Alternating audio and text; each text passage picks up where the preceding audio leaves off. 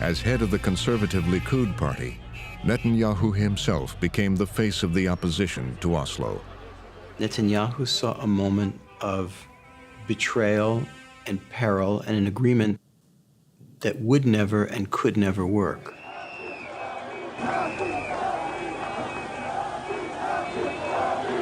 There's a really ugly character to it.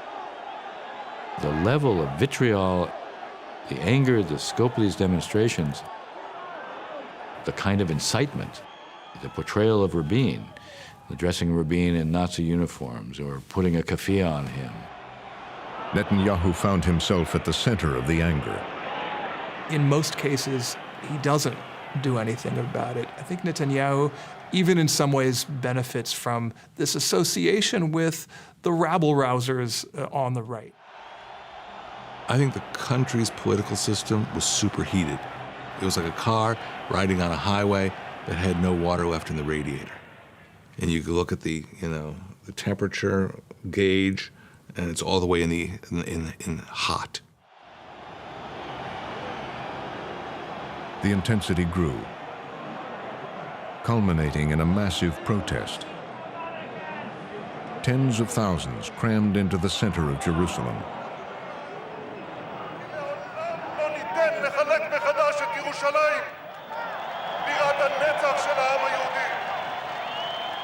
He was genuinely outraged, but he knew how to channel that outrage, and that coincided with his rise to power. In Netanyahu's conservative Likud party, there was concern about the growing tension in the crowds that night.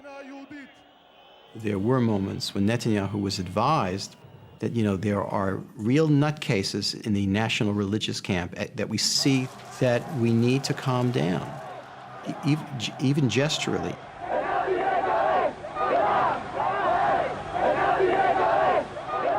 Netanyahu never did that.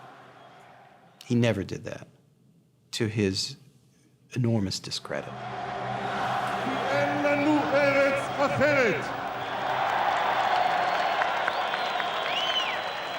The crowd was with him as he attacked Arafat.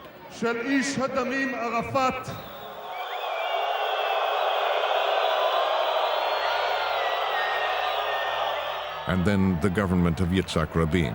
אני אומר כאן לממשלת ישראל שמתרפסת בפני האיש הזה. אני אומר לה בשם הציבור הגדול הזה. אנחנו כאן כי לעולם לא ניתן לחלק מחדש את ירושלים. All Likud leaders, especially Benjamin Netanyahu, they have used very strong language against Prime Minister Rabin. אנחנו פה כי יש לנו רק ירושלים אחת ונשמור עליה. They didn't use any kind of condemnation against the violence that was starting to take place. Netanyahu would later say he never saw the ugliest moments that night. Throughout Israel, the anger boiled over.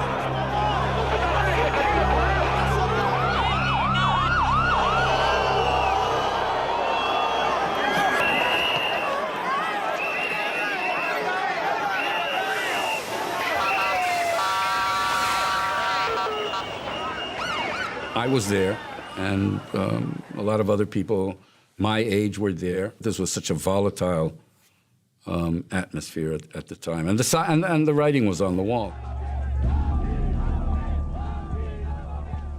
Night after night, the crowds massed across the street from Prime Minister Rabin's apartment in Tel Aviv.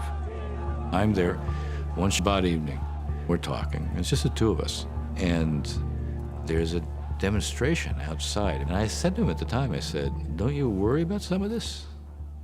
He goes, no. I mean, it's not that he was, it's not that he was completely dismissive of it, but he took it as kind of a given. He knew, in a sense, what was coming and simply accepted it.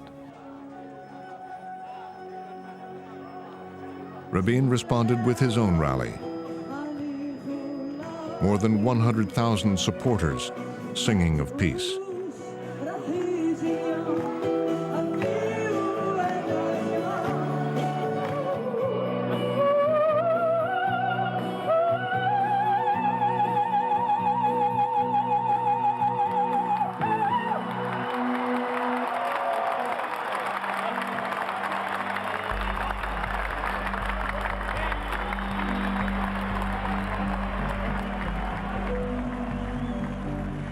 Then, as Rabin was leaving, that's him coming down the ramp. The man in the blue t-shirt approached. 3 shots from behind. The Israeli Prime Minister Yitzkah Rabin, the architect of the Middle East peace process, has been assassinated. The assassin, a right-wing Israeli Jew, Yigal Amir. Truly shocking news from the Middle East tonight. Israel's Prime Minister Yitzkah Rabin has been assassinated. Evening spent dreaming of peace turns into a national nightmare.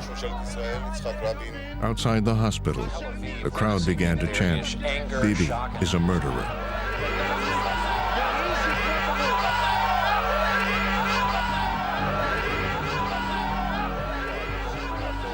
The sign says, "Bibi, Rabin's blood is on your hands." An assassin has taken yet another world leader away from us. It was just after the biggest peace rally in Tel Aviv. Rabin's widow blamed Netanyahu for contributing to her husband's death. Of Yitzkah Rabin has also produced shock in the Palestinian community. And said so on worldwide television. Your husband pointed the finger at Mr. Netanyahu and said, "You must stop this incitement." Yeah. To what extent do you blame Mr. Netanyahu and the Likud for what has happened? I do blame them. In a rally in Kikar Zion in Jerusalem that showed him in the uniform of a Nazi. So Mr. Bibi Netanyahu, now he can say from here to eternity that he didn't support it and didn't agree with it, but he was there and he didn't stop it. Netanyahu's close advisor at the time vehemently disagrees. The attempt to pin on him the murder of the Prime Minister is a cheap political propaganda trick that was taken by his political opponents, mostly from the left, in order to delegitimize Netanyahu as a political public and to delegitimize the positions of Likud in the Israeli open political debate.